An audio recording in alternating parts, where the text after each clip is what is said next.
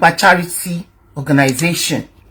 I personally run a charity organization registered in UK níbi tí mo wà yìí. Àti pé 15 years tán ti register wà ní UK yìí. And before the registration láti wà in existence àti ń ṣiṣẹ́ charity tí Ọlọ́run dẹ̀ ń gba gbogbo ògo. Now, I just want you to know one thing first and foremost. That kéèyàn tó lè ṣe iṣẹ́ charity iṣẹ́ àánú ni. A ní ìdí tí o fi ara ẹ sí pé mo fẹ́ ṣiṣẹ́ yìí. A ní ìdí tó fi wò wípé ibi ìlọ́kàn mi wà. I want to do it. I believe, and I want to believe it, that no one will just go into charity because ẹnìkan tí ń ṣe, I want to copy that person, or I want to do it because somebody is doing it.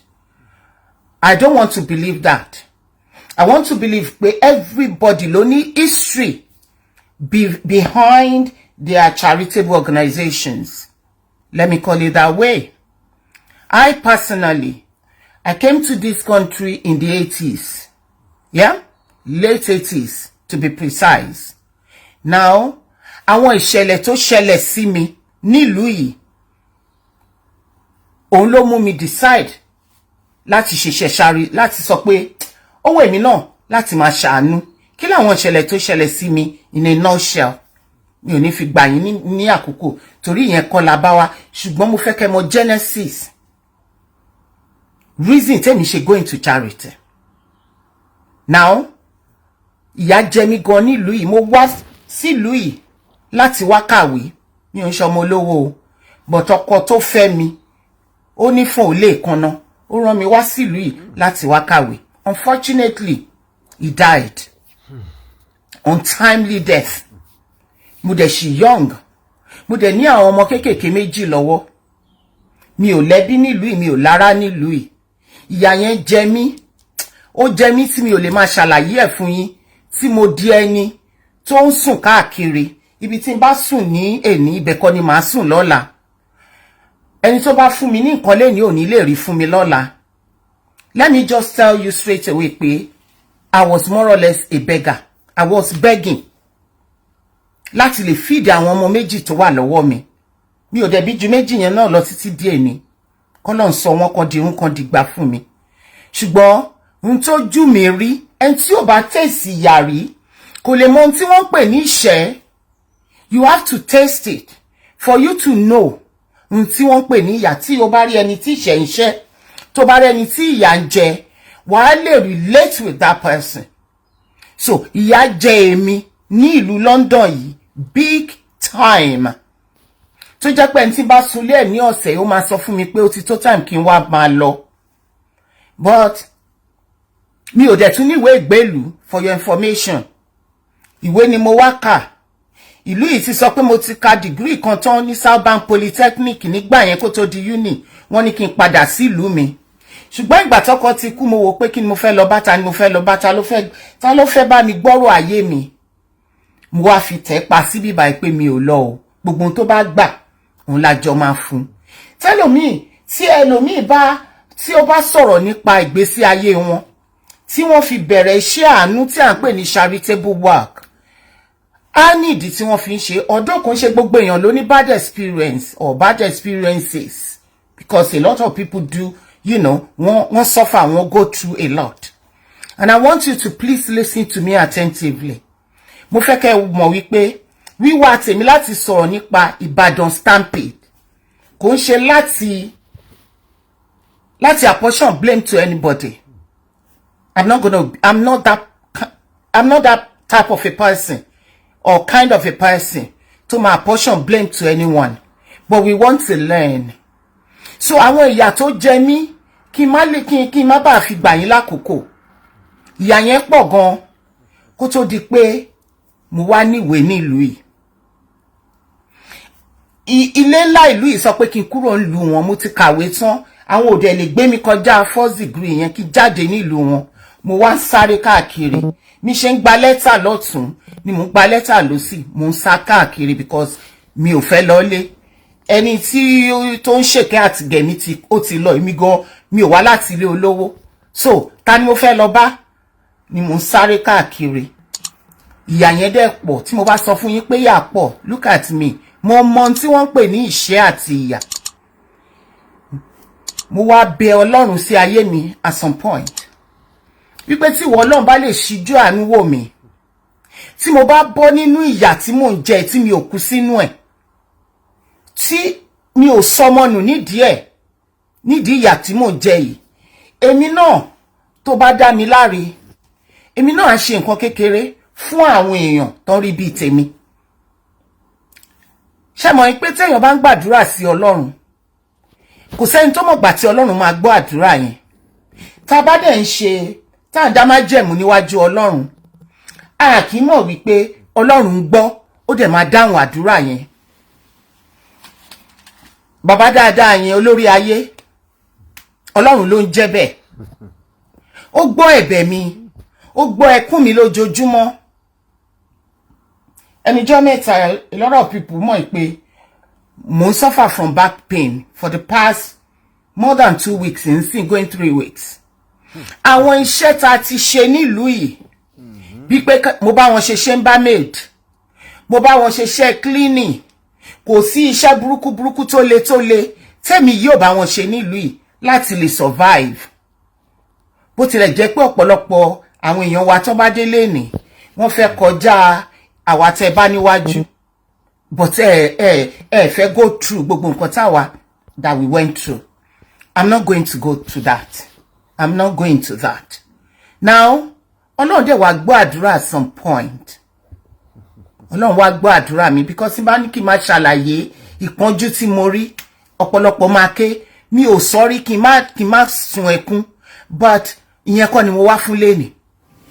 Mo kàn fẹ́ kẹ́kẹ́ mọ bí tí mo ti ń bọ̀. Nígbà tí Ọlọ́run wá gbọ́ àdúrà mi, wọ́n ní tí Ọlọ́run bá gbọ́ àdúrà aládùúrà ẹni tó ń béèrè, ẹ̀rù á wá bà nígbà tí Ọlọ́run bá gbàdúrà. Ọlọ́run dẹ̀ ṣàánú mi bí mo ṣe béèrè lóòótọ́. Nǹkan dẹ̀ bẹ̀rẹ̀ sí yí padà, ó dẹ̀ ń yí padà ní dáadáa fún mi. Èmi náà di ẹni ara mi. Mo wá rò lọ́kàn mi wípé jẹ́ kí n bẹ̀rẹ̀ kémi náà máa support àwọn èèyàn.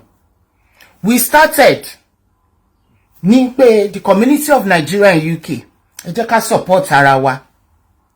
Yes, ìyà tó ń jẹ àwọn ọmọ Nigeria ní UK yìí kò ń ṣe kékeré. Àkọ́kọ́ dá kan sílẹ̀, àpè charity yẹn ní Nigeria UK, Nigeria Regain Nigeria UK. Òun la kọ́kọ́ porúkọ charity àkọ́kọ́. Àwọn bíi doctors, àwọn lawyers, gbogbo wọn ni wọ́n wá tí wọ́n darapọ̀ mọ́ mi.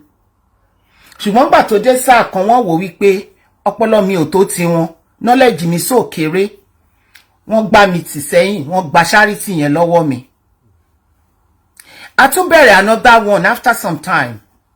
A tún porúkọ ẹ̀ ní Nigerian Citizen for Change. A tún ṣe yẹn lọ gbogbo gbà yẹn la lọ ń jà ní Nigerian High Commission. Ta ló ń dúró fáwọn ọmọ Nàìjíríà tí à ń jẹ nílùú yìí. Àìmọye ìgbà ni wọ́n ti fọlọ́pàá gbé èmi tẹ́ ń wò yìí ní Nigerian High Commission. Àìmọye ìgbà ni wọ́n ní mo kó àwọn èèyàn, àwọn thugs wá na High Commissioner ní Nigerian House. Because Nigerian House nígbà yẹn, you cannot even go there. Wọ́n máa lé wa bí ìgbẹ́ ni. Ibi tó yẹ kó jẹ́ ilé wa, tó yẹ ká máa sá lọ ní Nigerian High Commission House nígbà yẹn.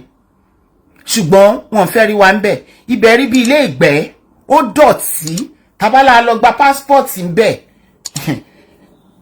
Gbogbo wa la mọ̀ nǹkan tó ju wa rí in those days, in those years.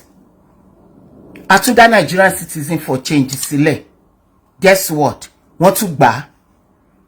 Ìyẹn ló wá bí Àbíkẹ́ Adé Foundation.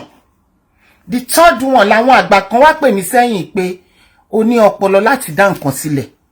But àmọ́ nǹkan tó ń ṣe ẹ́, tóró ti máa ń kó àwọn èèyàn mọ́ra jù. Ẹ jẹ́ ká jọ ṣe, ẹ jẹ́ ká jọ ṣe ilé, ẹ jẹ́ ká jọ mọ ilé yìí. Because of that, wọ́n gbà lọ́wọ́ ẹ̀. Ó ṣe lórúkọ tiẹ̀ gangan táyé mọ́ Àbíkẹ́ Adé Foundation kó fi dá charity yìí sílẹ̀. So that wọn ò ní lè gba ilé lọ́wọ́ ẹ̀. Nǹkan tó bí Àbíkẹ́ Adé Foundation nìyẹn. Láti ìgbà tá a ti wá dá sílẹ̀, a ní record ní UK bí yìí o. Láti ń ṣe iṣẹ́ tá à ń ṣe, iṣẹ́ àánú. Bí pé àwọn bàbá tí wọ́n ti ní dementia tán jẹ́ ọmọ Nigeria, ò bá jẹ́ Yorùbá, kò really matter as long as you're from Nigeria. You have entitlement to Àbíkẹ́ Adé Foundation. gbogbo àwọn mayors local mayors ní London ni wọ́n mọ̀ wá ń gbà yẹn tí ìṣẹ̀lẹ̀ bá ṣẹlẹ̀ wọ́n ní kàn pé Àbíkẹ́ Adé foundation bá ṣe ń ṣiṣẹ́ nìyẹn àwọn tó bá wà ń bí nígbà yẹn tẹ́ bá wà lórí line ẹ attest sí kẹ́ sọ pé irọ́ ni mo pa bá ṣe ń ṣe nìyẹn mo bá ní bàbá kan ti sọnù wọ́n rí àwa máa dìde lóru à lọ wá bàbá bóyá bàbá ti já sí kòtò ti já sí gegele bó jẹ́ pé gbogbo òru yẹn la fi máa rìn a máa wá bàbá yẹn we were so committed to it.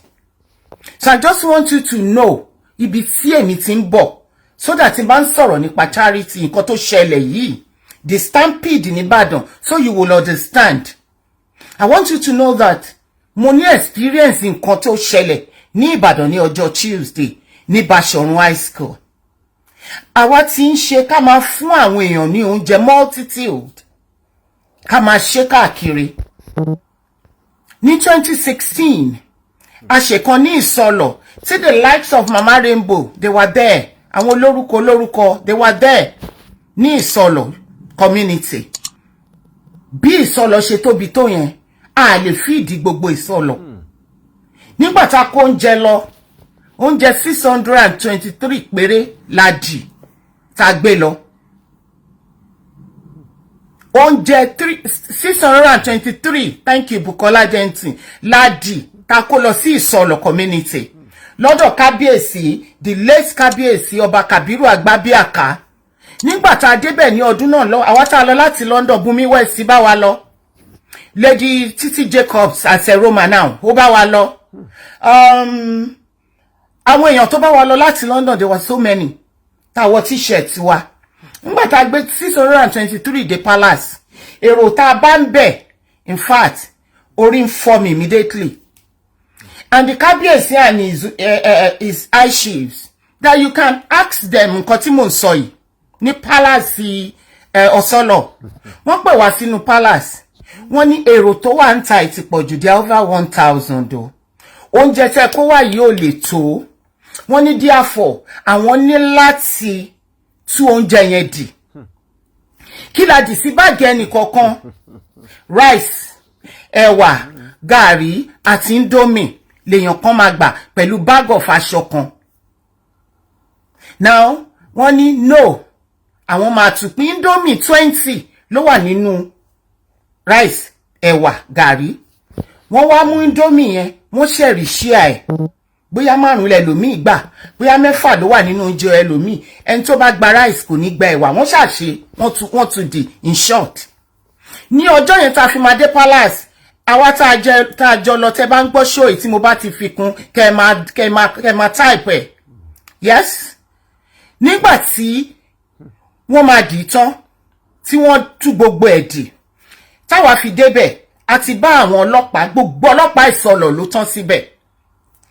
Mo sọ̀rọ̀ nípa risk assessment gbogbo ọlọ́pàá Ìsọlọ̀ ló tán síbẹ̀ because a lot of people máa wonder wípé why tí Àbíkẹ́ Adé foundation ṣe máa ń ṣe charity ẹ̀ ní palace because of risk irú nǹkan báyìí kó lè wà managed. Gbogbo ọlọ́pàá Ìsọlọ̀ ló wà ńbẹ̀ sójà wà ńbẹ̀ àwọn kílẹ̀ tún ti ń pe àwọn tí ò kí ń wọṣọ gbogbo wọn náà wà ńbẹ̀.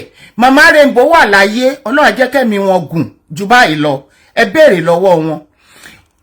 Chair lọ rẹ̀rẹ̀rẹ̀ wọ́n tún lọ gba chair sí everybody ni wọ́n jókòó they sat them down. Ìwọ tó jókòó you are not part of it.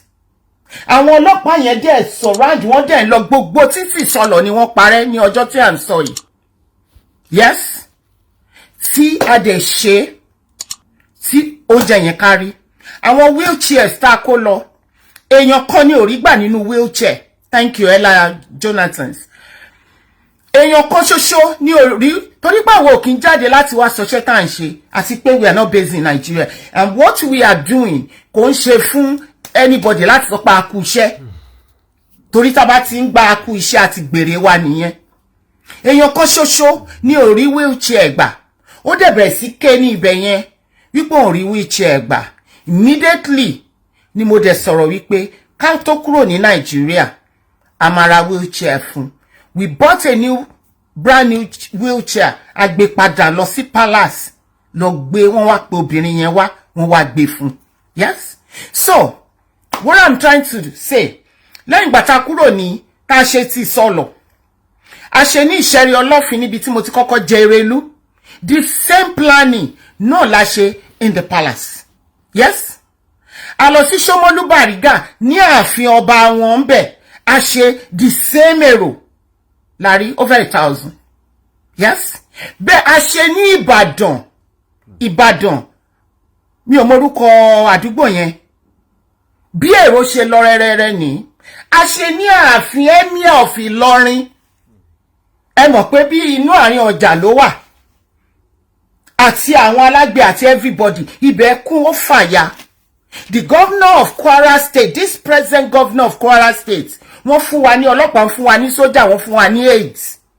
Èmi fúnra ara mi gan, AIDS 6 ni governor fún mi kó má tẹ̀lé wa. So what I'm trying to say here, if you are following me, we cannot blame the organizer of the event ní Ìbàdàn ní ọjọ́ Tuesday. That is Queen Naomi Ṣílẹ̀kùnọlá Ògúnṣèyí. We cannot blame her, and we cannot blame Oriyomi Hamzat.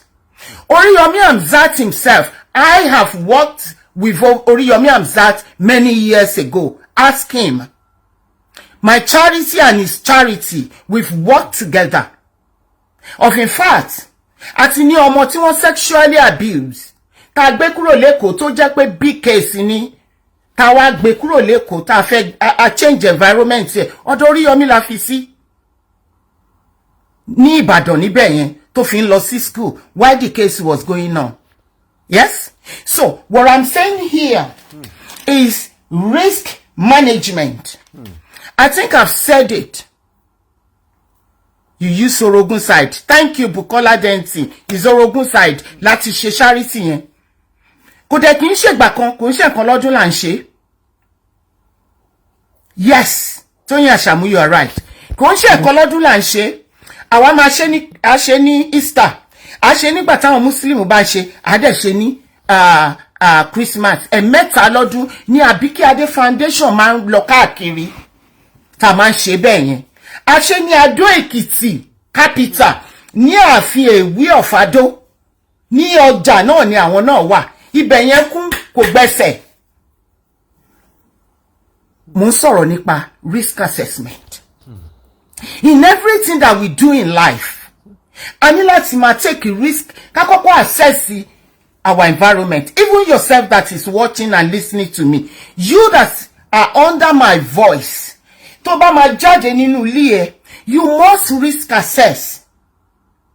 Tí n bá máa dìde lórí bẹ́ẹ̀dì mi tí mo jókòó yìí, mo máa farabalẹ̀ máa ṣe risk assessment because mo rí pé mo ti ń dàgbà díẹ̀díẹ̀. Tí bá wọnú bat mi, tí bá fẹ́ wọnú ẹ̀, ó ní bí mo ṣe ń wọnú bat. Risk assessment ni wọ́n pè. Tí bá wẹ̀ tán tí fẹ́ jáde nínú bat, ó ní bí mo ṣe máa ń jáde. Ìgbà tí mo ṣì young, tí mo kàn máa fò jáde nínú bat, I don't do it anymore. That is what is called risk assessment. We Nigerians as a whole, mọ̀ nípa managing risk. Kí n risk assessment nǹkan tá bá ń ṣe. We just do it. Bó ṣe come sí mind wa. Thank you, Tóyìn Àṣàmú. Yes, so true. We look to see if the conditions are right. Yes, you have to risk assess gbogbo nǹkan tó bá ń ṣe. The only thing, tẹ́ bá máa béèrè lọ́wọ́ mi pé kí ni mo rí sí event yẹn, I'll tell you pé ní ọjọ́ Tuesday tí Queen Naomi tí wọ́n lọ sí Àgídìgbò FM lọ́dọ̀ colleague mi Oriyomi Hamzat. Yeah? Nígbà tí wọ́n béèrè àwọn ìbéèrè lọ́wọ́ wọn, mo listen sí gbogbo ẹ̀ ni mo wò. Nígbà táwọn sọ wípé tí Queen sọ wípé èèyàn 5,000 làwọn fẹ́ host.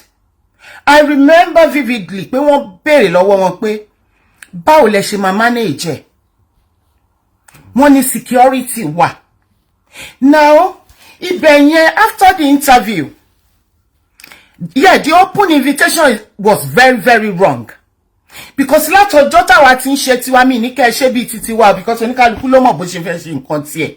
We are just risk assessing nǹkan tó ṣẹlẹ̀ yìí so that we learn from the mistakes tí a commit. Kò sí nǹkan tí àwọn méjèèjì ṣe tó wrong because out of good free will wípé mo fẹ́ ṣàánú fáwọn tí ò ní òun ló di wàhálà yìí ní ṣoore ṣe oore ò dẹ̀ ní dìbì mọ́ wa lọ́wọ́ but kó má bàa rí bẹ́ẹ̀ ní ọjọ́ míì we need to risk assess very very well.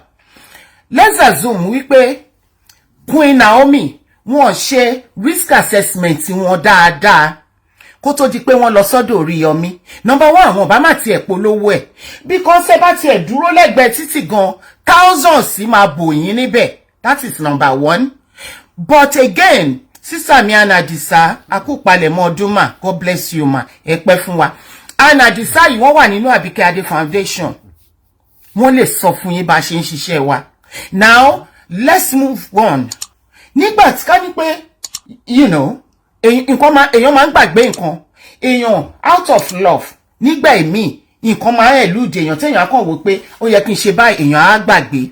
Because human error ni wọ́n ń pè, kò sẹ́ni tí ò dẹ̀ lè ṣẹlẹ̀ sí. Yes? Now, nígbà tó wá ṣe interview yẹn tán, ó wá yẹ kó jókòó gbogbo point tó jáde yẹn.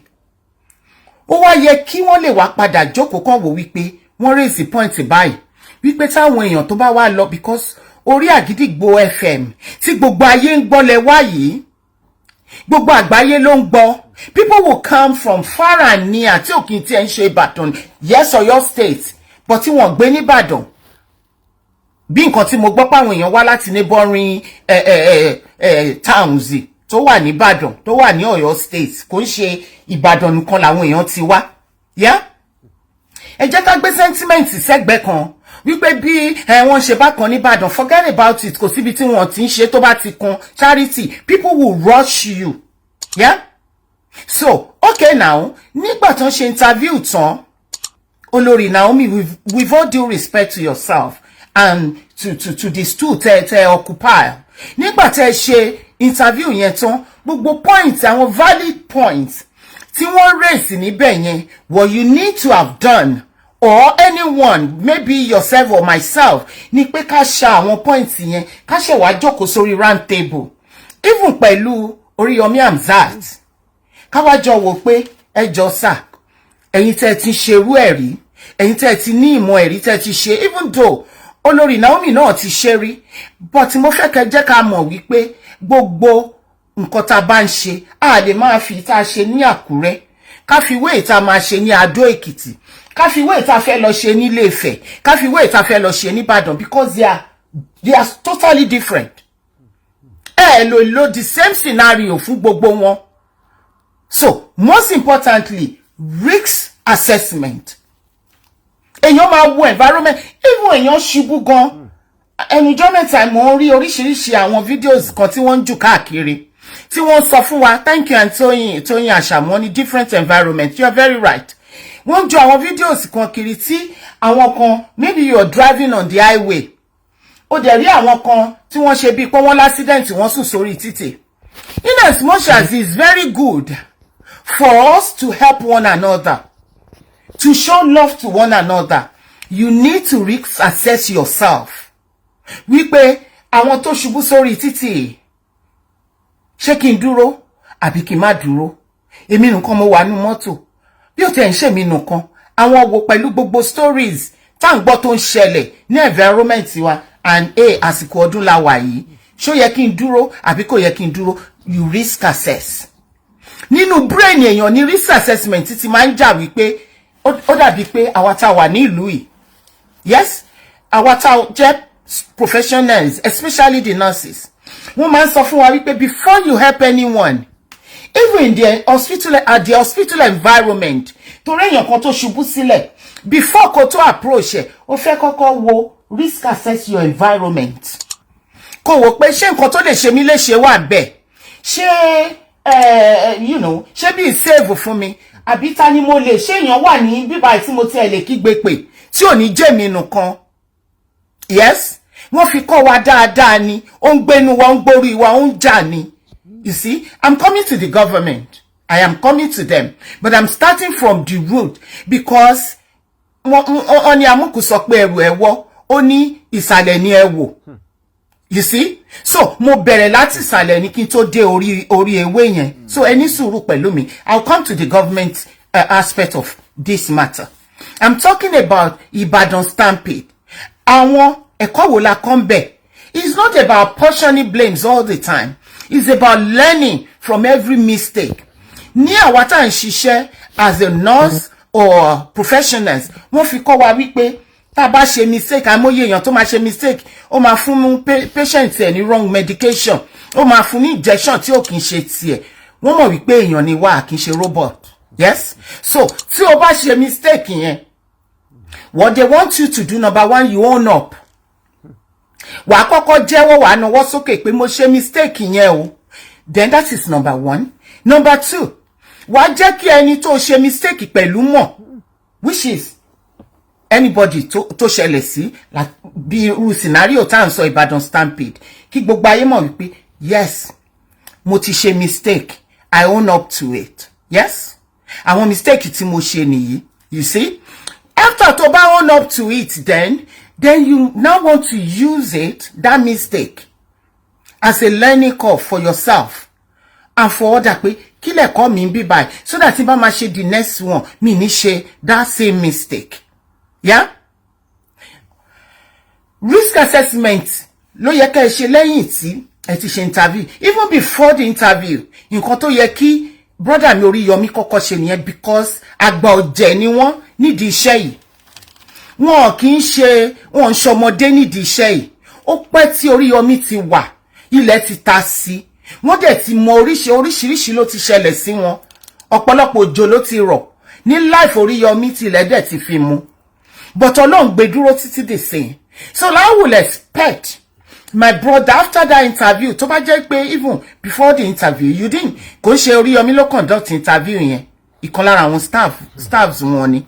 But however, after the interview, I will expect my brother to now, sit olórí down, lórí round table pé, how do we go about this? Even though he tried his best, láti lọ ṣe ticket out. Yes, láti lọ bá wọn print ticket tí wọn lò rárá. Wọ́n eventually lo ticket yẹn. Now, that is number one. It's a learning curve for every one of us. Àtàwa tá ń ṣe charity, because a lot of people start saying wọ́n bú àwọn tó ń ṣe charity, ẹ lọ fún wọn lóúnjẹ, ẹ lọ fún wọn lóúnjẹ. I mean, that is not an issue. Gbogbo wa la mọ̀ wípé Nàìjíríà nǹkan wọn, ìlú le, ìjọba ò dẹ̀ ṣàánú àwọn aráàlú. Kò sí ohun tó burú jù ní ẹnikẹ́ni tí wọ́n bá nípa láti ṣe ìrànlọ́wọ́ fún, ohun gangan náà ni ẹnìkejì ẹ onítọ́jú ẹ̀. You understand? So pé ẹ wá kọ ojú sí gbogbo àwa tá ń ṣe charity, ẹ ń bú wa lọ, ẹ ń bú wa bọ̀, kò yẹ ká ṣe charity. That is totally out of it. You understand? Àmọ́ akẹ́kọ̀ọ́, èmi tí mò ń sọ̀rọ̀ yìí, láti ọjọ́ tí ìṣẹ̀lẹ̀ ti ṣẹlẹ̀ ní ọjọ́ Tuesday, I learned from it. Even though mo ti ń ṣe for years. Ọlọ́run dẹ̀ ń gba gbogbo ògo, kìí ṣe mímọ̀ ṣe, oore ọ̀fẹ́ ni. But mo tún learn more from it, because nobody is above mistake. Bí sister Anna Disashiko, kò sí ẹni tó above mistake. Having said that, we cannot blame either Olori Naomi because she meant well. Nǹkan go wrong, kò sí èèyàn lè ṣe mistake at any point in time, because èèyàn ni wá, a kì í ṣe Ọlọ́run. Having said that, mo believe wípé tí ẹ bá mi share ètò yìí, tẹ́ bá dẹ̀ lè cut ẹ̀yin tẹ́ máa ń gé wọn bí tailor, tẹ́ bá lè gé, ẹ bá mi gé kẹ́ send ẹ̀ sí Olórí Naomi wípé ní torí ọjọ́ mi nǹkan tó work ní Àkúrẹ́ ó lè má work ní Adó, ó lè má work ní village mi ní Jẹ̀ṣà Iṣu Èkìtì. You understand? So gbogbo nǹkan téèyàn bá máa ṣe, you approach it differently. You will approach it differently, because a lot of people are saying wọ́n ti ṣe l'Àkúrẹ́, tó wọ́n béèrè lọ́wọ́ wọn náà, wọ́n láwọn ti ṣe l'Àkúrẹ́, wọ́n láwọn ti ṣe bí 4,000. Big crowd ni 4,000. Èmi tí mo ní mo ti ń ṣe for years yìí, mi ò lè boldly sọ fún yín pé mo ti ṣe 3,000 or 4,000. I can't. But mo mọ̀ pé mo ti ṣe large crowd, mammoth of crowd. Àwọn ibi tó dẹ̀ delicate, bí irú Ìlọrin yẹn, àwọn bí irú Ìbàdàn, gbogbo bẹ̀ láti ṣe tí Ọlọ́run gba gbogbo ògo. But having said that, ẹ máa rántí láti risk assess fún gbogbo nǹkan tẹ́ bá ń ṣe. Ó ṣe pàtàkì nítorí pé ẹ ṣe risk assessment yín òun ló fa gbogbo wàhálà tó wà nílẹ̀. That is number one. Again, moving forward. Toyin Ashamu wrote, some circumstances can be beyond our control sometimes. You need to have a local perspective on the conditions. You're very right. Now, nígbà tí ẹ ti wá lọ sí orí ẹ̀rọ tẹ́ ti pariwo ẹ̀yẹn, one thing that I will expect you to do ni wípé wọ́n béèrè nípa security lọ́wọ́ olórí. Olórí sọ wípé àwọn ní security. Now, tí wọ́n bá ní security, who are these security? Àwọn wo ni àwọn organization wo ni wọ́n ti gba security yìí? Na irú nǹkan bẹ́ẹ̀ yẹn tó máa gba gbogbo àgbáyé tí àwọn èèyàn púpọ̀ máa wá sí orí ẹ̀. Then immediately tí ẹ ṣe interview yẹn tán, ẹ̀yin méjèèjì ní láti lè brainstorm. Yes, I'm coming to the hunger itself. It is a big risk. You are very right, Anna Benjamin. Immediately tẹ́ ṣe tán yẹn, ó yẹ kẹ́ foríkorí, kẹ́ rò wípé how are we going to manage the crowd? Because ẹ ti mọ̀ wípé for the fact pé a ti gbé sí orí afẹ́fẹ́, because I'm a media person myself. Like I said pé Oriyomi knows me bí palm ọwọ́ ló ṣe mọ̀ mí. Yes? Now, nígbà tẹ́ ti rí bẹ́ẹ̀ yẹn wípé kíní ó máa ju 5,000 tó rán put question yẹn across to olórí wípé kíní máa ó possible kó ju 12,000 kó ju 5,000 lọ because àwọn èèyàn ti gbé lérò dẹ̀ ni Hamzat himself. Now I will expect wípé at this point ó yẹ ká lọ rí àwọn ọlọ́pàá àwọn agbófinró ká lọ fi tó wọn létí pé a fẹ́ ṣe nǹkan báyìí lọ́la o, we're very very sorry that we are coming to you this late, but please we need your help. Because nǹkan tó bá dáa kò kí ń fẹ́ kó ṣòun. Ìlú Ìbàdàn là ń sọ̀rọ̀ nípa èyí. Ìlú Ìbàdàn jẹ́ ìlú tó tóbi. Òun ló tóbi jù. Ibẹ̀ lèrò dẹ̀ pọ̀ sí jù. Oriyomi can't say much because it will look like he's jealous. No ma, Auntie Janet, mo disagree pẹ̀lú that comment ma. Oriyomi ò kí ń jealous èèyàn as far as I'm concerned. Like I said that I've worked with him. You understand? Téèyàn bá mú opinion èèyàn wá bí àwọn èèyàn ṣe máa ń wo nǹkan nígbà míì, I don't get it. Téèyàn bá fún èèyàn tó render opinion èèyàn, ìyẹn ò mí pé èèyàn jealous now. Kí lèèyàn jealous fún? Mo máa ń sọ pé charity organization tá ń run wọ̀nyí, tá bá pé 1 million or even 5 million tí a ní charity organizations tá ń ran ìlú Nàìjíríà lọ́wọ́, kò tí lè gbé hunger àti ìpọ́njú tó wà ní orílẹ̀-èdè yẹn, kò tí lè gbé kúrò ńbẹ̀. I am telling you this. So I personally, àfi ẹni tí kò bá ní tí ò lọ́pọlọ tí ò ń fúnra rẹ̀ tó jẹ́ pé ó ní another reason tó fi ń ṣe nǹkan tó ṣe ló máa fi ipò Oriyomi ń jealous. Kí ni Oriyomi fẹ́ jealous fún? But eléyìí, like I said, it is a learning curve for us. Pé ń jọ́ mi bó bá tẹ̀ máa sọ pé mo jealous, but at least máa yìí sọ wípé ẹ jẹ́ ká ṣe báyìí, ẹ jẹ́ ká ṣe báyìí, mo wò báyìí. Ṣé love àti respect tí Oriyomi show fún woman yìí la fẹ́ sọ ni? Yes? Oriyomi náà ń ṣe tiẹ̀, gbogbo alámọ̀ ipò láwọn òun náà máa ń ṣe tiẹ̀ lọ́dọọdún. Having said that, tí wọ́n fi lè gbé yẹn wá bá kò sí jealousy kan because Oriyomi is well known worldwide. Oriyomi is well known. Jealousy wo ló Oriyomi fẹ́ ṣe? Kò possible kí Oriyomi kó jealous anybody. Oníkálukú ṣe tiẹ̀ ni. But fún ẹni tó ti ní knowledge and understanding, tó ti ń ṣe kíní for many years, I personally, I can be corrected, but this is my own opinion. I personally, bí èèyàn bá wá bá mi, mo láwọn tó ní charity nílùú yìí, that I'm not going to mention their names. Tó máa wá ń bá mi, I stand to be corrected here. Tó máa bá mi pé, Àǹtí Àbíkẹ́, àwọn ní charity o, báwo ni káwọn ṣe ṣe, and ìwọ̀nba knowledge tí mo ní, mi ò ń sọ pé torí pé mo fẹ́ mo ń jowú, àbí wọ́n máa fi pé mo ń jowú, mo máa sọ fún wọn, this is how to go about it. Even níbi tí mo ti ń ṣiṣẹ́ mi, àwọn colleagues mi wọ́n mọ̀ pé mo ní charity. Ẹ ṣé Aunty Anna Benjamin, I always say it, wípé come together, ẹ jẹ́ ká pọ̀ sí, tá bá pọ̀ sí, in fact wọ́n bá iṣẹ́ ni máa ṣe, wọ́n bá iṣẹ́ ni olórí máa ṣe, wọ́n bá iṣẹ́ ni Hamzat máa ṣe. Gbogbo àwa tá ní charity ìwọ̀nba la máa ṣe tá bá pọ̀ sí. So wọ́n ní kárìn kápọ̀ yíyẹni kí ni jealousy tó wà ńbẹ̀. O lè ní kí má ṣe tèmi, èyí tèmi bá fẹ́ ṣe ni mo fẹ́ ṣe, èyí tí wọ́n náà bá fẹ́ ṣe ló fẹ́ ṣe. So mo expect wípé thank you, it's called sharing best practice. Thank you. Nǹkan tí ìlú yìí tó fi kọ́ wa nìyẹn. Bó tiẹ̀ jẹ́ wípé ìlú wa ò tí ì débẹ̀, ẹ má gbàgbé pé àwọn ló colonize wa. Kò sí reason tí àwa ìlú wa náà fi lè débẹ̀. Knowledge is power. Ara nǹkan tá ń sọ yìí, tá ń sọ bíbá yìí, we are sharing our knowledge, our understanding. Ṣó ti yé yín, èèyàn kò mọ̀ tán, ẹnì kò kí ń já wa dé. So ó yẹ kí Oriyomi pẹ̀lú knowledge wọn, with all due respect to him, because he's someone that I love and I respect so much. Mo expect wípé nígbà tí wọ́n ṣe interview tán tí wọ́n wà lórí table tán sọ̀rọ̀, kí wọ́n lè raise ẹ pé kíní kó má bàa flop o. Ẹ jẹ́ ká lọ rí àwọn ọlọ́pàá. Èló náà máa san fáwọn ọlọ́pàá. Àwọn ọlọ́pàá lè sọ pé ó ti late. Yes, but at least ṣebí Nàìjíríà ni. Wọ́n lọ rí wọn, wọ́n fún wọn ní àwọn èèyàn, wọ́n fún wọn lọ́lọ́pàá, wọ́n fún wọn ní sójà. Kò sí bí ìjọba ò ṣe ní stepping tán bá lọ fi tó wọn létí, because èrò yẹn pọ̀. Ẹ kàn fojú wo ni, ṣé bí gbogbo ala rí pictures yẹn, you can tell pé they are more than 5,000. Àwọn èrò tá rí yẹn, they were more than 5,000.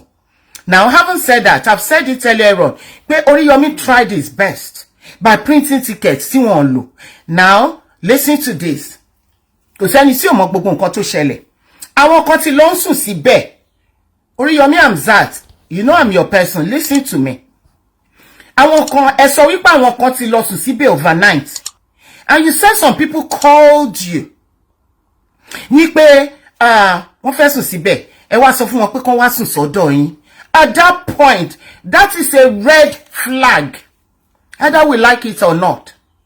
I'm not here to judge and I'm not here to blame anyone, but we want to learn. Now, nígbà tí wọ́n pè yín tán ní àwọn kan ti sùn síbẹ̀, tẹ́ ti gbọ́ lálẹ́ yẹn, tẹ́ tún ní káwọn kan wá sùn sọ́dọ̀ yín, that was a red flag. For you to know wípé ní tí ó bá di ọ̀la tá fẹ́ ṣe nǹkan yìí o máa baddest. It is a red flag for you to now find a way. How do we manage this? Kò yẹ kí anybody lọ sùn síbẹ̀ yẹn. That is, àwọn tó wá láti suburb, àwọn ni wọ́n ti lọ sùn síbẹ̀ yẹn. Ó lè má já wọn ti Ìbàdàn. Kó jẹ́ àwọn tó wá láti ìgbèríko ni wọ́n ti tètè dé. Káwọn bá lè rí bí jókòó ni wọ́n ti náà lọ sùn síbẹ̀ yẹn. Red flag nìyẹn fún yín. Láti wò pé risk nìyí o, èrò yìí ti máa pọ̀ ju nǹkan tí a lè manage o. How do we go about it?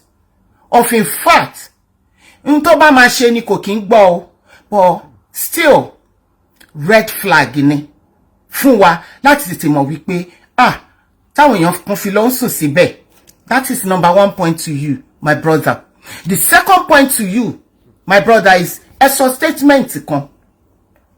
Ẹni ìgbà tẹ́ ń ṣe tàwọn ọmọ, ẹni àwọn ará Ìbàdàn, ẹni wọ́n máa ń ju ọmọ, wọ́n á ju ọmọ sí yín, tẹ́ máa ń wọ́n wọn, ẹ lọ́mọ míì, ẹ ó máa láǹdì nílẹ̀ ẹlẹ́jẹ́ máa bò wọ́n. Ibẹ̀ yẹn gbogbo àwọn experience ẹ tètè rí yẹn. Wọ́n ní experience is the best teacher. Ẹni jẹ̀bi lórí ọ̀rọ̀ lọ́rọ̀, ẹni ṣoore ṣe.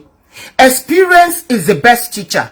Ẹni wọ́n máa ń ju ọmọ ẹlòmíì á ju ọmọ ẹni wọn kì í kí àwọn kan máa ju ọmọ wọn gba orí fẹ́ǹsì, ọmọ ẹni ẹ̀jẹ̀ máa bú ọmọ míì. Gbogbo àwọn yẹn red flag ní fún yín. Ẹ jọ̀ọ́ bá mi share ètò yìí láti jẹ́ kẹ́ mọ̀ wípé eléyìí náà wọ́n lè ṣe the same thing.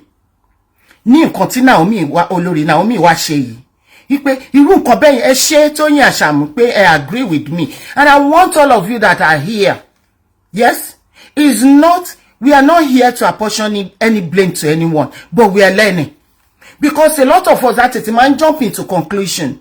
A máa jà, a máa bú èèyàn, a máa ṣe pé wọ́n sọ̀rọ̀. No, ẹ mọ̀ mí pé èmi ò ń dá sí ọ̀rọ̀. Ọ̀rọ̀ tí bá dẹ̀ máa dá sí. N tá ń sọ yóò bá mi wí, ó bá yín wí. Nobody knows. Ta ló mọ̀ lọ́la tẹ́yìn náà bá máa dìde tẹ́ bá máa ṣe charity. Ọlọ́run lè fi sí yín lọ́kàn láti ṣe. And this is what you should be thinking and looking at. nígbà tí ẹ ti mọ̀ pé àwọn èèyàn ò kíà, ọmọ wọn ò ká wọn lára nítorí oúnjẹ, nítorí whatever little gift wọ́n fẹ́ gbà, wọ́n ń ju odidi ọmọ across ní lórí fence. Wọ́n ti ṣe fún yín rí. Ó yẹ kẹ́ ti mọ̀ pé wọ́n máa ṣe náà níbi tí olórí Naomi ti ń ṣe. Ìyẹn gangan làwọn red flags tẹ́yìn gan rí. Ṣé ti rí pé red flags sí pọ̀? Wọ́n ti sọ pé 5,000. Ẹ ti mọ̀ wípé ó máa ju 5,000. Ẹ dẹ̀ fi tó anybody létí. Yeah? No! Adéfúnkẹ́, nǹkan tí mo gbọ́ ẹ lè sọ nǹkan tí mo gbọ́ fún mi máa o. Nǹkan tí wọ́n sọ ni pé nígbà táwọn ń ṣe títí wọn. Yes, go and listen to it carefully. Ipe wọ́n ju àwọn ọmọ, àwọn ń wọ́n àwọn ọmọ kò ń ṣe tẹ́lẹ̀yìí. Obviously wọ́n ju ọmọ náà lélẹ́yìí náà. Kì í ṣe pé wọ́n ju ọmọ lélẹ́yìí máa. Wọ́n ti ju ọmọ náà nígbà táwọn náà ṣe rí. Wọ́n ní ìyẹn làwọn ṣe wá bẹ̀rẹ̀ sí fi owó. Làwọn ṣe ń ta ticket fáwọn èèyàn tó bá fẹ́ wá títí tàwọn. Aunty Adéfúnkẹ́ Máyọ̀wá Ọ̀ṣọ́. Did you hear me clearly? Wọ́n ní nǹkan táwọn ṣe change. Táwọn ṣe tàwọn lọ́fẹ̀ẹ́ mọ́ nìyẹn. Wọ́n nígbà táwọn bẹ̀rẹ̀ ọ̀fẹ́ làwọn máa ń ṣe. Ẹ jẹ́ ká farabalẹ̀ ká gbọ́ ọ̀rọ̀ dáadáa. Wọ́n lọ́fẹ̀ẹ́ làwọn máa ń ṣe ti tàwọn tẹ́lẹ̀. Wípé ńgbà tí àwọn wá rí gbogbo experience táwọn rí, làwọn wá wò wípé kó máa fi owó gbà á, kó máa fowó register, làwọn wá fowó díẹ̀ lé. Wípé ńgbà tí wọ́n ti wá gbọ́ pé free ni eléyìí, obviously ó máa double the crowd tán láwọn fẹ́ now, the numbers tán láwọn fẹ́. So gbogbo red flag ló wà fún ló wà. You know, he used the fee to control crowds. Yes. Yes. Aunty Toyin Ashamu, he said it. Olorunke Hamzat to the point that he doesn't need the money. Like I said, I know him very well. He doesn't need it.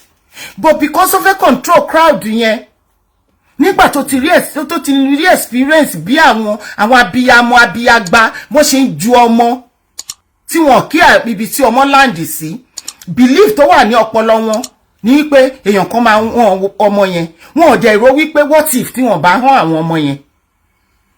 You understand? That is why Oriyomi fi fees sórí tiẹ̀. But nígbà tí wọ́n wá rí pé eléyìí free ni everywhere ni wọ́n ti wá. Tí olórí bá dẹ̀ fowó sí nǹkan míì náà máa sọ. So we cannot blame him. But like I said, this is a learning curve for everybody. For you and I. Toro ń bẹ̀ mí náà wí. Torí ẹni tó ń wàásù, ó kàn sọ̀rọ̀ ni. Later ló máa mọ̀ pé ọ̀rọ̀ tó ń sọ gan, ó bá òun náà wí. A lot ni ó ń point fingers left, right, center. Wípé àwọn nǹkan tó yẹ ká ṣe tá a ṣe. Now, wọ́n ti lọ ń sùn sí bed the night before. Báwo lẹ ṣe expect pé bẹ́ẹ̀ ṣe máa rí nígbà tí ilẹ̀ máa mọ́? Ẹ má gbàgbé pé mo sọ pé n tó máa ṣe ni kò kí ń gbọ́n, ó máa ń gbọ́n jù yàn lọ. Ó ní nǹkan tó ṣẹlẹ̀. Otherwise, tó bá jẹ́ pé èèyàn ti ní àwọn experience yẹn tó dẹ̀ ní good advisors tó surround wọn, you know what?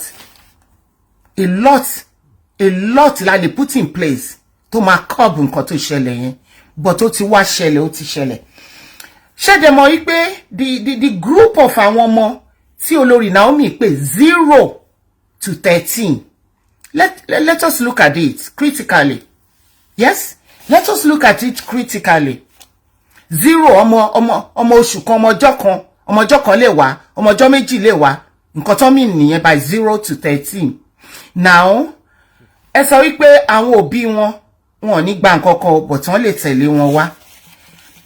Gbogbo wa la mọ̀ ìlú tí wọ́n bí wa sí bó ṣe rí, bó ṣe wà humid tó ń gbóná, heat.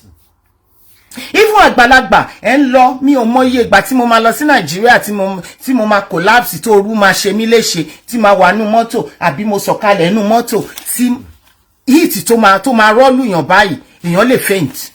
Ká tó wá sọ pé ọmọ 0, even 13 years old, nínú that mammoth of crowd.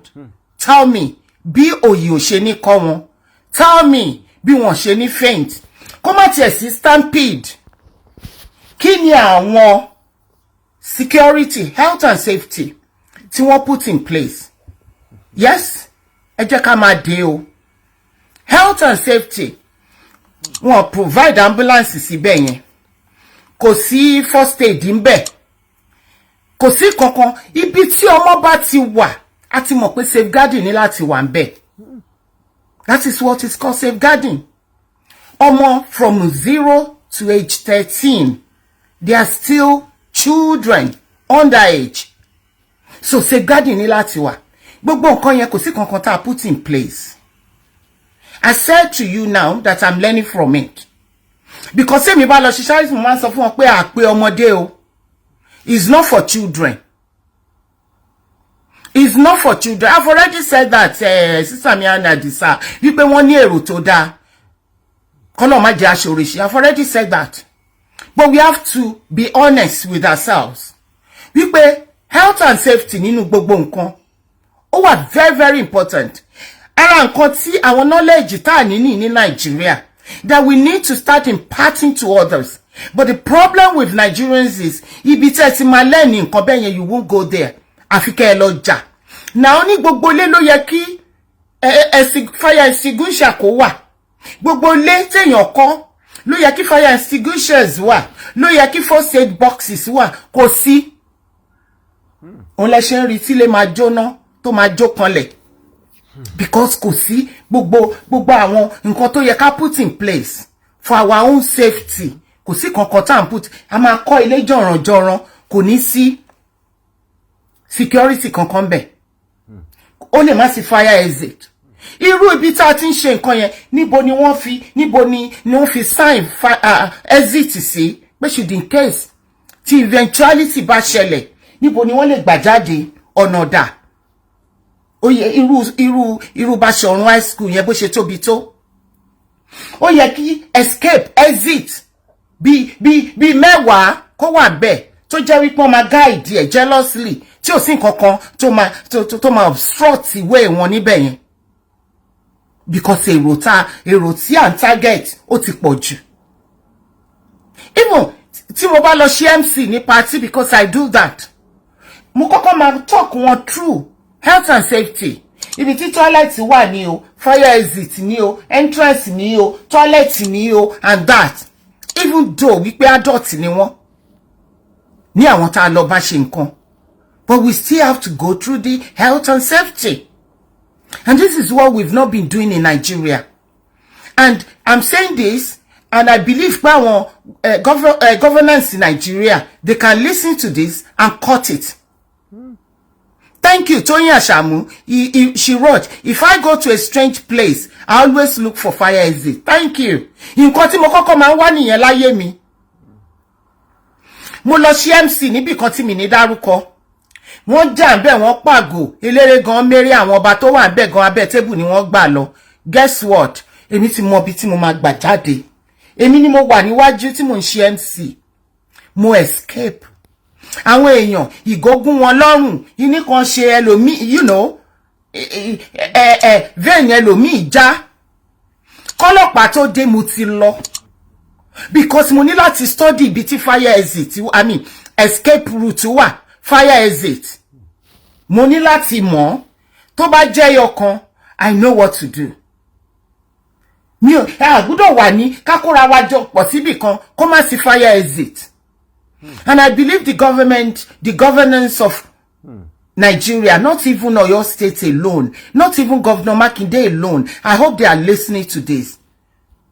Only man listen say me because he in a crowd as such.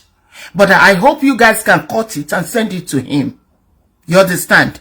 Now, nínú gbogbo nǹkan tá bá ń ṣe, risk assessment, risk assess your environment, risk assess yourself. Ìwọ gan tó jẹ́ wípé physically you are not healthy enough. Okay, àwọn ọmọ 0 to 13 tá ń sọ yìí, nínú wọn máa wà tó ní health condition. Abẹ́ ti gbàgbé, ṣebí Nigeria ni. Nínú wọn máa wà tó ní health issues. Nínú àwọn òbí tó gbé wọn máa wà tó ní physical health issues. Nobody is taking all that into consideration. I had some of my colleagues tí wọ́n sọ̀rọ̀ nípa basic life support. Àwọn ọmọ tí wọ́n nǹkan domile lórí kí ló mi fẹ́ ṣe. Basic life support gbogbo èèyàn ló yẹ kó mọ̀. the basic one. Kò sẹ́ni tó sọ pé kẹ́ lọ fún the intensive one, the basic one. Go for it. Ọmọ ọdún mẹ́ta márùn nílùú ní UK níbi tá wà yìí. Ó mọ nǹkan tí wọ́n pè ní basic life support. But we don't know it. Iyalode, we are talking about our country here that believe in education. Every year we do lot of courses, even 3 to 6 months. That is fire training, how to evaluate if there is any. You're very right. But ìlú yìí, ṣebí ìlú yìí náà ló àwọn ló colonize wa. So gbogbo nǹkan tá ń ṣe ní Nigeria, ìlú yìí náà là ń copy. Yes? Fire exit, accident and emergency, infection control, gbogbo ẹ̀ la wá ń ṣe ń bí báyìí. Kí ló dé tá lè incorporate irú yẹn náà ní Nigeria? Kí àwọn èèyàn mọ what to do tí emergency bá ṣẹlẹ̀. Wípé, you know, ọmọ ti faint. Àwọn ọmọ, ó dẹ̀ ní bí ẹ ṣe lè ṣe resuscitation, yes, resuscitation náà ni. Fún ọmọ ìkókó àti teenager. Ó ní bẹ́ẹ̀ tẹ́ máa ṣe fẹ́ mi láti resuscitate mi. Ẹ lè ṣe fún ọmọ oṣù kan àbí ọmọ ọdún kan. Ó ní bí wọ́n ṣe ń ṣe tiwọn lọ́tọ̀ gbogbo ẹ̀ là ń kọ́ bí báyìí. But we don't have that luxury ní Nigeria. But having said that, it is a learning curve for us. A lot of ẹ̀mí ló ti sọnù ní orílẹ̀-èdè yẹn tí ò yẹ kó rí bẹ́ẹ̀ tó jẹ́ wípé bẹ́ẹ̀ ni different methods. Thank you. Mo rò bí nọ́ọ̀sì nìyí Tóyìn Àṣàmú. Different methods. La fi ń apply ẹ̀. Tá bá máa resuscitate ẹni tó dákú. You understand? So, àwọn ẹ̀kọ́ tá fẹ́ kọ́ ń bí, ẹ jẹ́ ká máa ṣe risk assessment tiwa regularly. Tí n bá lọ sí ilé èèyàn, tí n bá dé ilé èèyàn, tí mo kanlẹ̀kùn ẹ̀wọ́ ló invite mi wá, gbogbo inú ilé ẹ̀ ni mo ti fojú wò. Tí anything bá ṣẹlẹ̀, bí mo ṣe lè lọ, bí mo ṣe lè escape, gbogbo ẹ̀ ni mo máa wò tí mo bá ti ń wọnú ilé ẹ̀. Risk assessment ni wọ́n pè. Health and safety is very, very important. Ká ya fi sọ́kàn, especially àwa tá wà ní Nigeria, especially àwa tá ń kọ́lé sí Nigeria. Gbogbo nǹkan tó yẹ ká fi ṣe precaution, kí nǹkan má ṣẹlẹ̀ sí wa, à ń fojú fò. Àwọn nǹkan tí ò necessary, òun là ń ṣe jù. I'm coming to the government, so please bear with me. Àdúrà mi sí Queen Naomi àti Oriyomi, ó ní pé Ọlọ́run máa gbàkóso. Ọlọ́run á dẹ̀ gba àkóso. Yes, shocking is part of it. Tí nǹkan bá pààyàn lórí, téèyàn gbé nǹkan mi lójijì. Ó ní bó ṣe máa gbá wọn lẹ́yìn tí nǹkan yẹn tó mọ, you know, a lè máa kọ́ yín bí. Tó bá dẹ̀ jẹ́ pé àwọn nǹkan tẹ́ fẹ́ education bẹ́ẹ̀, we can bring it as part of our chat. Ká lè máa kọ́ra wa. Now, àdúrà mi lọ sí ọ̀dọ̀ Queen Naomi àti Oriyomi Hamzat wípé kí Ọlọ́run ọba kó bá wa tù wọ́n nínú. Ẹ bá mi ṣe àṣọ yìí. Ọlọ́run fúnra rẹ̀ á ṣe àtúnṣe tó tọ́ àti tó yẹ. But having said that, mo fẹ́ kẹ́ di gbogbo ọ̀rọ̀ tí mo bá yín sọ bí mú torí ẹnìkan torí mi ìtẹ́ tún máa ṣe ni. Because eléyìí ò ní jáṣe mọ́ nítorí pé àṣìṣe ti ṣẹlẹ̀, mistake ti happen. Mishap to happen, kò ní jáṣe mọ́. You continue to go forward because you meant well. Gbogbo ẹni tó bá ti ń ṣe àánú láyé yìí, Bíbélì gan sọ pé fún aláàánú lòun máa ṣe àánú fún. So, èèyàn lè ṣe àánú kó bọ́ sódì kó di wàhálà, ṣùgbọ́n Ọlọ́run máa kó yín yọ nínú ẹ̀. But I want you to listen carefully. Kẹ́ ẹ wo show mi yìí, kẹ́ rí pé it's coming from the place of love. Wípé, that's why I have to tell you irú èèyàn tí mo jẹ́ right from the beginning. Having said that, now I am now going to the government issue. Before then, gbogbo ẹ̀yin tẹ́ ń jáde, tẹ́ ń jà, tẹ́ ń bèébú, pátápátá ẹ̀ ń bú olórí Naomi ó ṣe báyìí, Oriyomi ó ṣe báyìí. Honestly, no one, not even me, not yourself, no above mistake. Kò sẹ́ni tó gbọ́n tán láyé yìí. Nínú gbogbo nǹkan tó bá ṣẹlẹ̀ sẹ́dá láyé yìí, èèyàn máa fi ń kọ́gbọ́n ni. Kò ń ṣe tá yín tẹ̀dẹ̀ ń jà fún wọn. You are not helping the matter. I am begging you not to fight for anybody. You see, àwọn ọmọ ló sọ ẹ̀mí nù. wọ́n ní 35 children died. 35. Tí èèyàn tí abiyamọ bá ní oyún, and I want you to look at it from this angle. Wípé tí abiyamọ bá ní oyún, tí oyún bàjẹ́ lára abiyamọ yẹn, ṣé mọ̀ bó ṣe máa ń rí? Ká tó wá sọ wípé ọmọ tí èèyàn gbé ní oṣù 9 tó bí tó tọ́ débi tó tọ́ dé. Ẹlòmíì kò máa ń ṣọmọ kan ní tiẹ̀ tó kù. Ẹlòmíì kò máa ń ṣe méjì. National disaster ló ṣẹlẹ̀ yìí.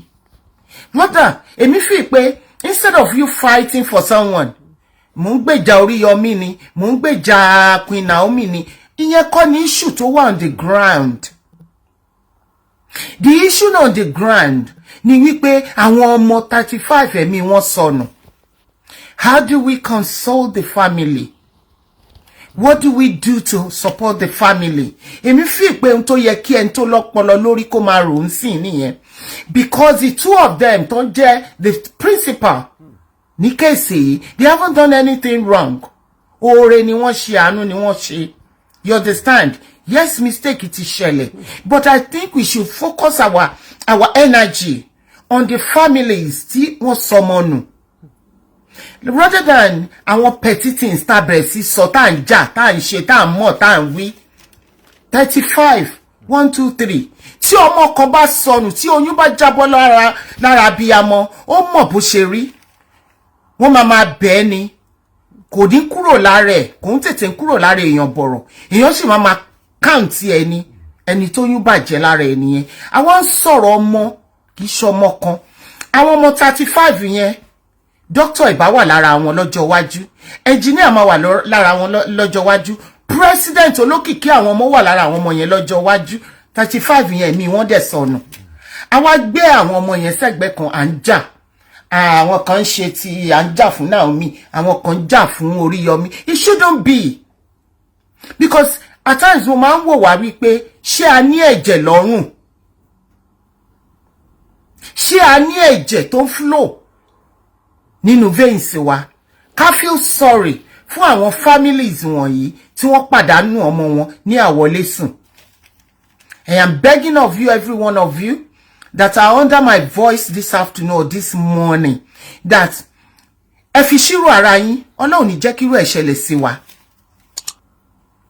The last thing you want to hear ni wípé ẹnìkan ló jẹ̀bi, mò ń jà fún lágbájá, mò ń jà fún tàmọ̀dù. That's not the point.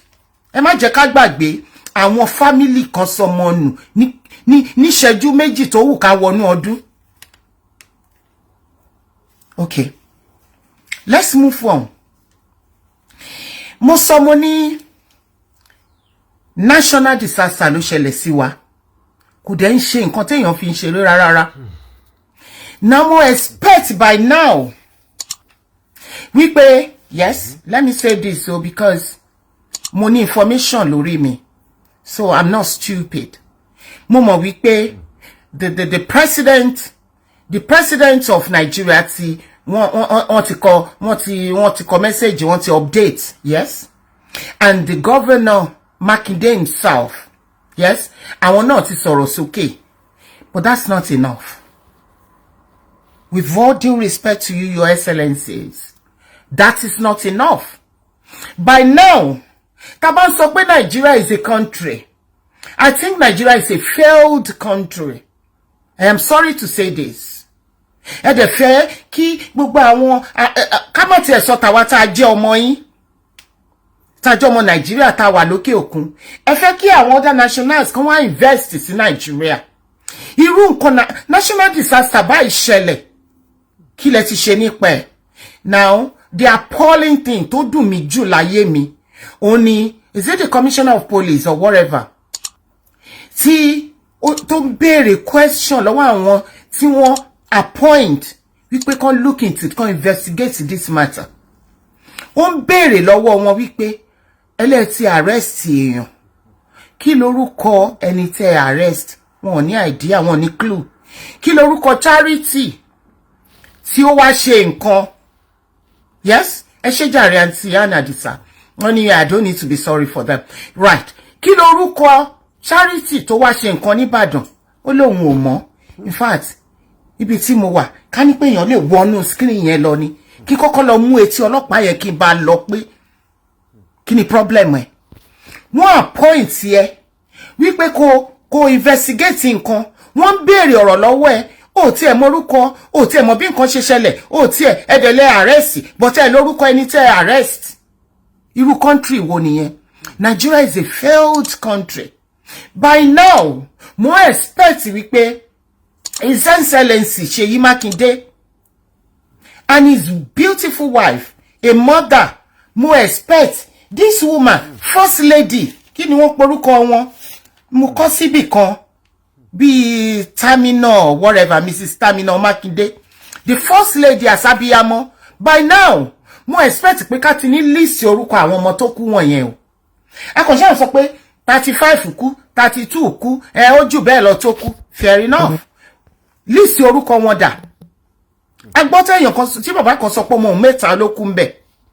List àwọn ọmọ tó kú dà ńbẹ̀ ó yẹ tó bá jẹ́ civilized countries. Yes? Bí irú ìlú táwa wà yìí, wọ́n ti gbé list orúkọ àwọn ọmọ tó kú wọ̀nyẹn. Wọ́n ti gbé hospitals oríṣiríṣi ibi tí wọ́n kú sí. A mọ̀ pé kò ń ṣe hospital kan ni wọ́n kó wọn lọ. Different hospitals. By now list wọ́n ti máa jáde pé ní hospital 1 ní bí orúkọ hospital yìí o, àwọn ọmọ 5 ló kú síbẹ̀ o, òkú wọn wà ńbẹ̀ o, níbi báyìí kíní kan and so on and so forth. Ní data. Kò sí statistic àwọn ọmọ tó ti kú tẹ́ lè kó síta fún wa.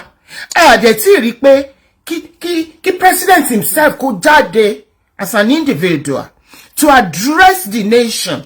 He is a national disaster, Baba Tinubu. Tó yẹ kẹ́ jáde èèyàn 35 ọmọ 35 at a go. We are talking about children here. Even adults méjì márùn ò gbọdọ̀ kú nílùú kan. Kí ẹ má address ẹ. Adúrú nǹkan yẹn wá ṣẹlẹ̀. You didn't even come out. Apart from your update or whatever tí wọ́n gbé káàkiri. Kẹ́ bọ́ síta kẹ́ address ẹ. That is number 1. And ẹ sọ pé ma visit, ṣe ti visit àwọn families wọn. By now, ẹ ti mọ lé ibi tọ́mọ ti kú. Ẹ ti mọ community ibi tọ́mọ ti kú. Ẹ ti wá gbogbo ẹ̀kan. Ẹ ti kó àwọn òṣìṣẹ́ yín síta, wọ́n ti wá wọn kàn. Ẹ ti lọ máa pay wọn ní condolences visit. But none of that. Ẹ ṣe bí pé nǹkan ò ṣẹlẹ̀, life dey continue. Ẹ dẹ̀ múra ọdún. In fairness, Nigeria my country. Kí ni àǹfààní national anthem wa? Is rubbish. Mo de wan ba the first lady of Oyo State, sọ̀rọ̀, Mrs. Makinde, that you need as a mother, you need to come out. We need to see you as a mother. Láti kẹ́ jáde, kẹ́ sọ̀rọ̀ bí ìyá, bí abiyamọ tòótọ́, kò síbi tí mistake kò tin ṣẹlẹ̀, kò síbi tí wọ́n tin kẹ́dìyẹ alẹ́, bí wọ́n ṣe ń kó ló yàtọ̀. But ìjọba ti dìde by now. Láti sọ pé àwọn fẹ́ mọ iye ọmọ tó kú àbí ibi tí wọ́n ti kú àti bẹ́ẹ̀ ṣe máa prepare láti lọ rí wọn. That is 1. A need orúkọ àwọn ọmọ tó kú. I need orúkọ àwọn ọmọ tó kú. Number 1. Number 2. Compensation. Compensation. Kò sí tó bá dì náà, mo rí message yín mà. Tí wọ́n bá deploy tán lọ sí different stations láti announce nǹkan tó ṣẹlẹ̀ yìí wípé ìwọ tó bá mọ̀ pé ọmọ ẹ̀ kú o, tọmọ ẹ̀ wà ńbẹ̀ yẹn o, fún wa ní evidence. A fẹ́ mọ̀lé ẹ, a fẹ́ mọ̀ ládùúgbò pé lóòótọ́ ọmọ ẹ̀ wà ńbẹ̀, ọmọ ẹ̀ dẹ̀ kú, because Nigeria là ń sọ̀rọ̀ ẹ̀, ẹlòmíì ọmọ ẹ̀ lè má sí ńbẹ̀, ẹlòmíì ọmọ ẹ̀ lè má kú, ṣùgbọ́n torí pé òun náà fẹ́ gba nǹkan kó sọ pé ọmọ òun kú. We want to see the evidence pé yes, ọmọ ẹ̀ kú, òkú ọmọ náà dà. Yes, ká dẹ̀ kọ list àwọn orúkọ yẹn, kẹ́ list ẹ̀ síta fún wa. Kí BBC gbé, kí gbogbo àwọn olórúkọ television kan gbé, kẹ́ wá ní plan. Kí ni nǹkan tẹ́ máa ṣe fún wọn? Our father, the Ọọ̀ni of Ifẹ̀, kábíyèsí, olórí ayé gbogbo. Wọ́n ní wọ́n dúró kí wọ́n nífẹ̀ẹ́ Ọọ̀ni o. Mo bẹ̀rẹ̀ mo kórí adé o. Mo ka message orí adé fún rárá wọn, Ọọ̀ni of Ifẹ̀. Wọ́n láwọn máa support gbogbo àwọn tí ọmọ wọn sọnù tọ́mọ wọn kú tán pàdánù ọmọ wọn in what way sir kábíyèsí àwọn tẹ́ ẹ mọ̀ báwo lẹ ṣe fẹ́ support wọn ṣe ti ní list àwọn tí ọmọ wọn kú kábíyèsí ìjọba àti kábíyèsí am addressing you together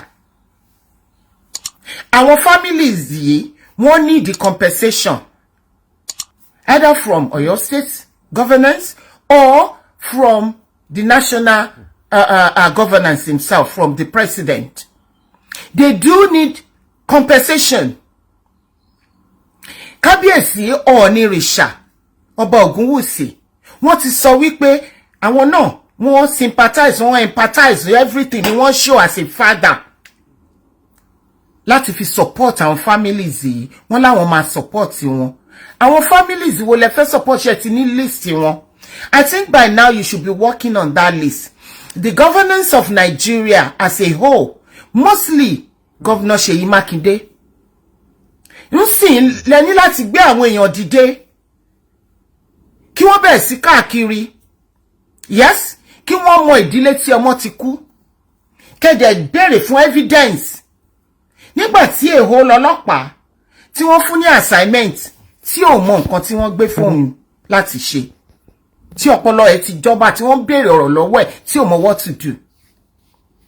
So, I appreciate pé Ọọ̀ni sọ wípé àwọn máa support wọn. Bàbá olórí ayé gbogbo. Olórí lọ́balọ́ba gbogbo Africa. Báwo lẹ ṣe fẹ́ mọ àwọn tẹ́ fẹ́ support sà? Ṣẹ́yìn náà ti gbé àwọn òṣìṣẹ́ tí yín dìde ní palace láti jẹ́ kó wádìí àti gbọ́pọ̀ mọ́ 35 ló kú. I want to say wípé possibility wà kan ju 35 yẹn lọ because Nigeria my country kì í ṣe olóòótọ́ n tó fi lè mú wọn sọ wípé 35 ló kú possibility wà kò ju 35 lọ. There is 100% possibility wípé kò ju 35 ọmọ ló kú wọ́n kàn declare 35 ni. Having said that, let's assume pé 35 ló kú. Ṣé ti ní list ìdílé tí wọ́n ti jáde because n tó mú yín mọ̀ pé 35 yẹn ó ti which means pé ẹ ń sọ fún wa pé ẹ ti mọ census ẹ ti mọ ilé tí wọ́n ti jáde. Ẹ ní láti publicize ẹ̀. A fẹ́ wo list àwọn ọmọ tó kú yẹn. A dẹ̀ fẹ́ mọ ìrànlọ́wọ́ tí ìjọba fẹ́ ṣe fún wọn. You know, you can't just sweep it under the carpet. Mo dẹ̀ fẹ́ fi àsìkò yìí pé my own sister that I know very well. Mrs. Toyin Balogun, she is a commissioner for women affairs and social inclusion. By now, mo expect ẹ̀yin náà London yìí lẹ́ ń gbé tẹ́lẹ̀. Ibi ìlàjọ ń gbé. By now, mo expect yín as a mother, as a commissioner for women affairs. Kẹ́ ti jáde ń sìn, ká ti gbọ́rọ̀ lẹ́nu yín. Kí ni nǹkan tẹ́ ń ṣe? Gbọ́ nǹkan kan lẹ́nu yín now. The position you occupy is for a reason. Tí nǹkan bá ṣẹlẹ̀ ní around the position tẹ́ occupy, we expect you to come out and show solidarity to àwọn families tí wọ́n sọmọ nù. Because I personally mi mọ̀ bí mo ṣe máa jáde láti sọ̀rọ̀ láti ìgbà tó ti ṣẹlẹ̀. Mo kàn fẹ́ ní dọ́là fọ̀lá dọ́túnla because ẹ̀rù tí ẹ̀ ń bà mí. Àyà mi ń já. Good afternoon àbúrò mi Tóyìn Ìdó Ọ̀gàngán. How are you sweetheart? Ẹ̀rù ń bà mí, àyà mi ń já láti jáde because ẹni tí ẹ mọ̀ mi ẹ mọ̀ pé mo wà extremely emotional and I didn't want to come out and start crying here because ìyẹn kọ́ la fẹ́ sọ. Ó ti ṣẹlẹ̀, the deed has already been done. So what are you going to do about it? I am using this medium láti pe Baba Ahmed Tinubu, Aṣíwájú Ahmed Tinubu, with all due respect to you, sir.